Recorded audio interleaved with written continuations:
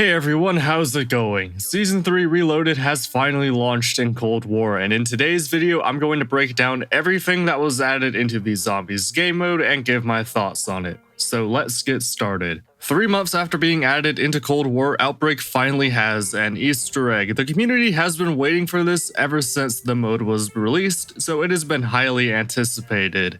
And, well, Let's start with the pros. The Easter egg is extremely difficult. I don't have the most experience with every Easter egg in the franchise, but from everything I've heard, it is the hardest Easter egg in Treyarch's catalog and the hardest in Call of Duty's franchise, with the exception of the Mephistopheles boss fight in Infinite Warfare. And after playing through the Easter egg, I absolutely believe it, especially if you're a solo player. If you've complained that the Easter eggs on D Machine and Firebase Z were too easy, then Outbreak won't disappoint you. Plus, it's content for the game, which is something the game mode desperately needs. If we assume the next round-based map launches with Season 4, then mastering the Outbreak Easter egg will definitely last until that releases. As for the cons, the Easter egg is extremely difficult. The difficulty is a double-edged sword. It's not accessible to casual players and almost entirely alienates solo players. You have to be an exceptional player to do this Easter egg solo. And because the other two Easter eggs are so easy, there's no middle ground in this game for difficulty. The Easter eggs are either extremely simple or absurdly difficult. There's no real sweet spot as far as challenge goes. Outbreak is also just not as good a medium for Easter eggs. So much of the regular gameplay is just running across the map, and that doesn't make for fun gameplay, especially with the amount of randomized items and randomized spawns on every single map. If you're like me and hated memorizing all the shield part locations in Black Ops 2 and 3, then good luck remembering all 4 radio locations on every map, all 4 Stone Monkey locations on all 5 maps, and all 4 projector locations without a guide. It's way too much. I thought we were going to be done with this in Cold War, but apparently not. And all of this running around in all these randomized part locations make this a very long Easter egg. My first attempt took over 3 hours, and I didn't even finish it because, like I said before, it is a very difficult Easter egg. That massive time sink made me not want to try it again after it ended.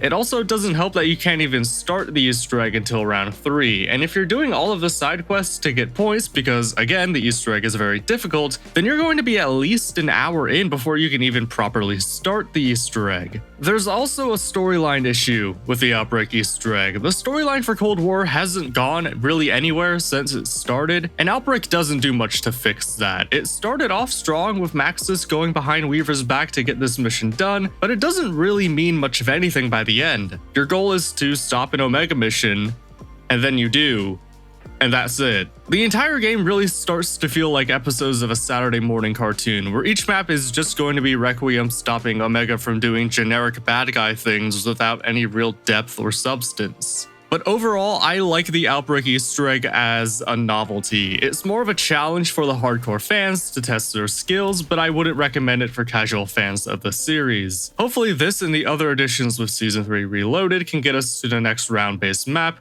which hopefully will launch with the start of Season 4. Speaking of those other additions, there's more that Treyarch added into Outbreak and the Zombies game mode with Season 3 Reloaded that's worth talking about. Outbreak now has an Orda boss fight as a side objective. Watching the trailers, I thought this would be part of the Easter egg, but it's just a side objective, and it actually works really well for me. The Orda fight is much more difficult than it was on Firebase Z, and it fits really well into the Outbreak game mode. Of all of the side objectives, this one is by far my favorite, and with some slight adjustments, this could have and perhaps should have been a main objective. I'll let you debate that in the comments, but overall, the Orda boss fight is a solid addition. What's less than a solid addition is the new fishing mechanic. This is by no means on the same level as a new side objective, so I won't spend as much time on it, but it's worth at least briefly mentioning. The fishing mechanic is just another way to get items. You can use it a couple of times before the fishing pole breaks, which makes it very similar to these small chests around the map,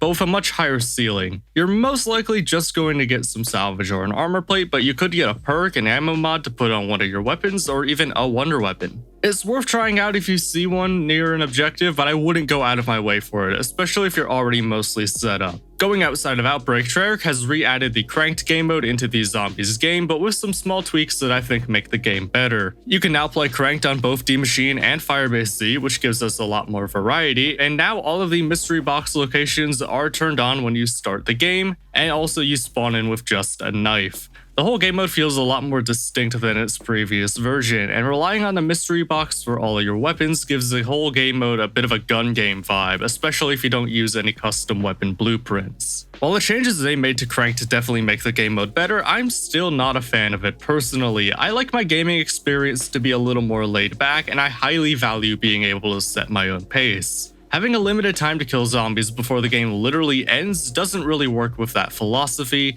so it's not a game mode I spend much time with, even though I can admit it is very well made.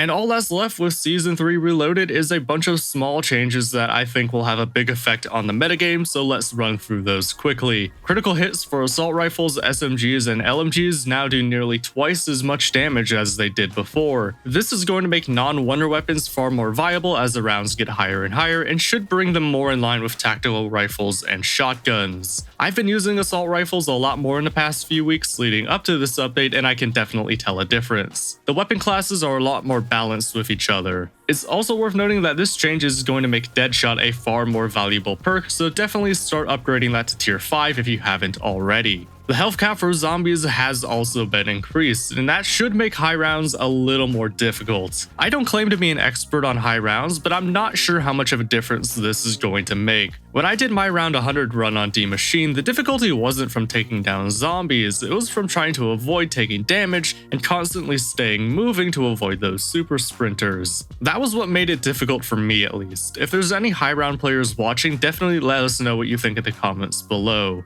Speaking of making the game harder, self-revives will now cost more salvage with each down, so buying your first self-revive costs 250 high-grade salvage, and after you buy that and go down, it then costs 300 and then 350 and so on.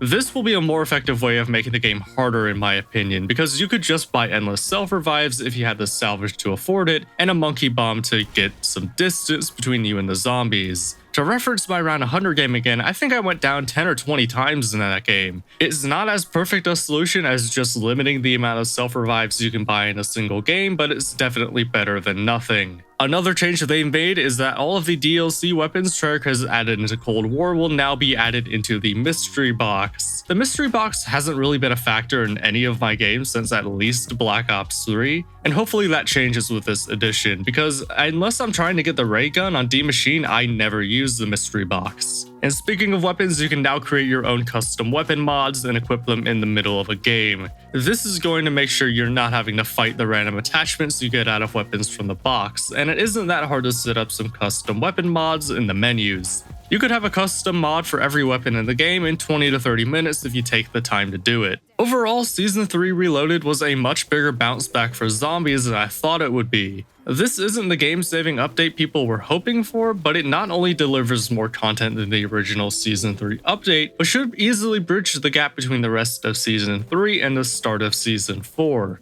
The only question from there is whether Season 4 will have any good zombies content, but we'll have to cross that bridge when we get there. But what do you think of Season 3 Reloaded? Let me know in the comments down below. Thanks everyone for watching, leave a like if you enjoyed the video, and subscribe if you want to see more of them. Take care.